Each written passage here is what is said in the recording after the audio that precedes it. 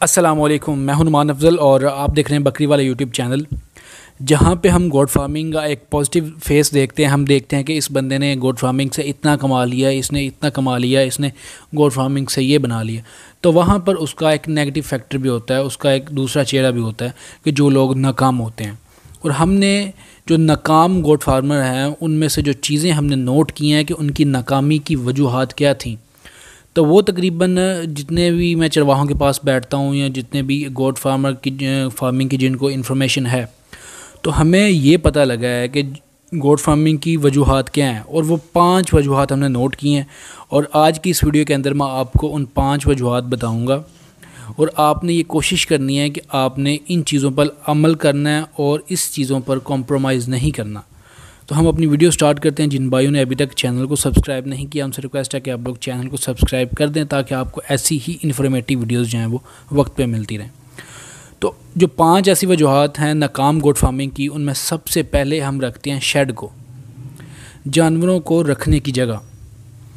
अब हम लोग जानवर रखते हैं तो हमें ये ख्याल करना चाहिए कि हम अगर जानवर रख रहे हैं तो अगर गर्मियाँ हैं तो उनका जो रहने का एरिया है, जो शेड है, शेड दिया हुआ है, बरामदा दिया हुआ है, कोई कमरे में हमने रखे हुए हैं। अगर गर्मियाँ हैं तो वो हवादार होना चाहिए। और अगर सर्दियाँ आती हैं तो उसमें हवा का गुज़र नहीं होना चाहिए, वो बंद हो जिसमें उनको ठंड ना लगे।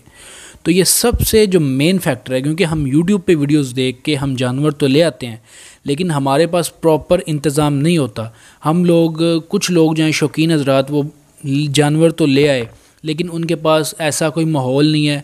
उन्होंने अपनी किसी फैक्ट्री में रख लिए, किसी मतलब घर की छत पे रख लिए, जिसमें यह है कि घर की छत जो है उस पर फ़र्श भी ठंडा होता है। गर्मियों में वो ज़्यादा गर्म हो जाता है और जब सर्दियाँ आती हैं तो वो ठंडा होता है।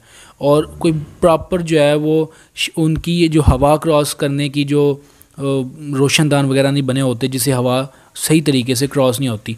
तो सबसे पहले अगर आप जानवर ख़रीद रहे हैं तो आपने उसके लिए जो बाड़ा बनाना है, जो शेड बनाना है, सबसे पहले आप वो बनाएं। उन जानवर को रखने की जगह सबसे पहले होनी चाहिए, फिर आप जानवर लेके आएँ। एवं ही आप पहले जानवर ना ले आएँ, जिसकी वजह से बहुत सारे लोग फिर नाकाम होकर अपने जानवर सेल कर देते हैं। और अब हम नोट करते हैं दूसरी जो वजह है, वो है नस्ल का इंतखाब। हम में से बहुत सारे लोग जानवर जो है वो ले आते हैं, यूट्यूब से वीडियो देखी, जो जानवर प्यारा लगा वो ले आए। लेकिन इसमें जो नोट करने की बात है कि हमने गोट फार्मिंग स्टार्ट करनी है, हमने सबसे पहले ये देखना है कि हमारे इलाके के लिहाज से कौन सी नस्ल बेस्ट है।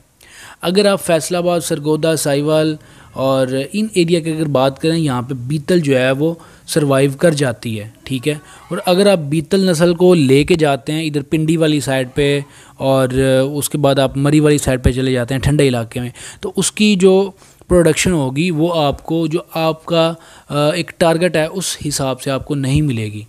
देखें, अगर ये अल्लाह पाक ने कितनी नस्लें, अब हर मुल्क में कोई एक नस्ल नहीं होती, बहुत सारी नस्लें होती है एक मुल्क के अंदर। तो अल्लाह पाक ने हर माहौल के हिसाब से हर नस्ल को बनाया, वरना एक ही नस्ल होती, हर जगह पे एक नस्ल चल रही होती। लेकिन नहीं, जिस इलाके का माहौल जिस तरीके से है, वहाँ के लोग भी वैसे होंगे, वहाँ के जानवर भी वैसे होंगे, वहाँ के दरख्त भी वैसे होंगे।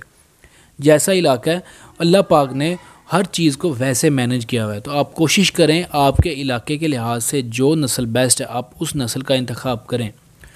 और आप ये कोशिश मत किया करें कि जो चीज़ आपको यूट्यूब पे अच्छी लग रही है, आप अगर वो आपके माहौल के मुताबिक सर्वाइव नहीं कर रही, आप उसको ले आते हैं। अगर आप उसको बचा भी लें, उसको प्रोडक्शन ले भी लें, लेकिन जो आपकी मुकामी चीज़ है अगर वो उस पर ख़र्च आपका 1% आता है, तो जो आप दूसरे इलाके से नस्ल ले कर आए हैं जो आपके इलाके की नहीं है, आपको उसको बचाने के लिए आपको तकरीबन 2 से 3% आप उस पर ख़र्चा कर देंगे, मतलब उससे डबल आप ख़र्चा कर देंगे। नाकाम गोट फार्मिंग की जो तीसरी वजह है वो है वैक्सीनेशन।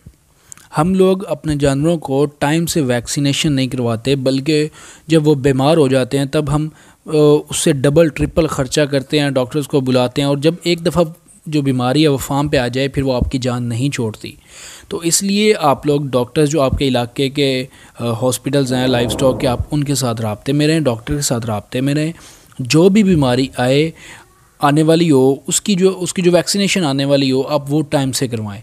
वैक्सीनेशन पे कोई कॉम्प्रोमाइज़ आप ना करें, क्योंकि जो मोर्टेलिटी रेट है हमने उसको कम करना है। अगर आपके जानवर पे फार्म के ऊपर जानवर नहीं मरते, आप उनको बचाने में कामयाब हो जाते हैं, तो गोट फार्मिंग में यही कामयाबी है, क्योंकि जो बकरी के बच्चे हैं वो आपकी प्रोडक्ट है, और अगर आपने वो बचा ली तो यही आपकी कामयाबी है। कोशिश करें वैक्सीनेशन आपने टाइम से करनी है, उस पर कॉम्प्रोमाइज़ नहीं करना, बीमारी को अपने फार्म पे नहीं आने देना। नाकाम गोट फार्मिंग की जो चौथी वजह है वो है खुराक। अब खुराक का ये मतलब नहीं कि हमने बकरियों को कोई चने खिलाने शुरू कर देने हैं, उनको मेवे खिलाने शुरू कर दें, हरगिज़ नहीं। खुराक से मुराद ये है कि हमने जो भी अपनी बकरी को खुराक देनी है वो मुतवाज़न हो, ठीक है, एक तो अच्छी हो, और दूसरा जो हमने देनी है उसकी जो एक हमने लिमिट, एक हमने जो है वो पाबंद हम हो गए हैं कि हमने इतनी चीज़ देनी है। मतलब आप लोग सुबह टाइम बकरी को सब्ज़ चारा देते हैं, शाम को आप खुश्क देते हैं, या उसको वंडा आप एक पाव डालते हैं, तो इस जो रूटीन को आपने कंटिन्यू लेके चलना है। ये नहीं कि एक दिन आपने बकरी को 1 किलो वंडा डाल दिया, अगले दिन आप उसको 1 पाव डाल देते हैं, फिर आप आधा किलो डाल देते हैं, फिर आप एक दिन 2 किलो डाल दिए, नहीं। इससे जानवर को जो डाइजेस्टिव सिस्टम है वो यूज़ टू नहीं हो पाता, ठीक है। तो आप लोग जो जानवर को इस्तेमाल करवा रहे हैं, आपने उसकी एक रूटीन बना लेनी है, एक रूटीन के हिसाब से आपने जानवर को देना है। हम देखते हैं कि कुछ सम टाइम लोग ये करते हैं कि किसी दिन जानवर अच्छे खासे पेट भर के उन्होंने खा लिया और किसी दिन जानवर भूखे रह गए, ठीक है। एक हफ़्ता आपने उसकी खिदमत कर ली, एक हफ़्ता आप बस एमी और उनको भूखे रख लेते हैं।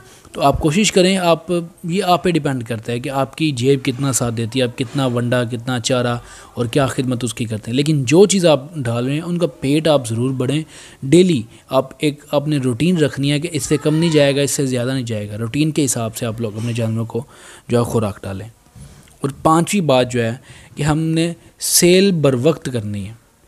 कुछ लोग ये होते हैं कि छोटे छोटे बच्चे सेल कर देते हैं, कुछ लोग होते हैं कि बच्चे उतार लिए और खाली बकरी सेल कर दी। जब आप एक खाली बकरी सेल करेंगे, ठीक है, अकेली बकरी, ना उसके साथ बच्चे होंगे और वो आगे क्रॉस भी नहीं हुई, ठीक है, तो वो आपकी समझ के कौड़ियों के बाद जाएगी। और कुछ लोग होते हैं छोटे बच्चे महीने 2 महीने के सेल कर दिए, तब भी आप प्रॉफिट नहीं ले सकते, ठीक है। आप अगर आपने बकरियां सेल करनी है तो आप बकरी तब सेल करें जब फुल पीक पे हो, तैयार होने में, बच्चे देने में 5-10 दिन लेती हो, या उसने बच्चे दिए हों कोई महीने के 20 दिन के साथ बच्चे हों, तो फिर आपको एक अच्छा प्रॉफिट मिल जाता है। अगर आपने मेल बच्चे सेल करने की कोशिश करें, आप ईद पे सेल करें, या वैसे भी अगर आपने मेल जो बच्चे हैं वो सेल करने हैं, कम से कम वो 6 महीने के हों, 6 महीने के से ऊपर के हों, 6 महीने से नीचे ना हो, ठीक है। और ये वजूहात थी 5 जिसकी बिना पर गोट फार्मर जो है इस पर अमल नहीं करते और फेल होने की वजह बनती है। आप कोशिश करें, इन 5 चीज़ों को नोट करें, इन पर अमल करें, इन पर कॉम्प्रोमाइज़ ना करें, इंशाल्लाह आप कामयाब होंगे।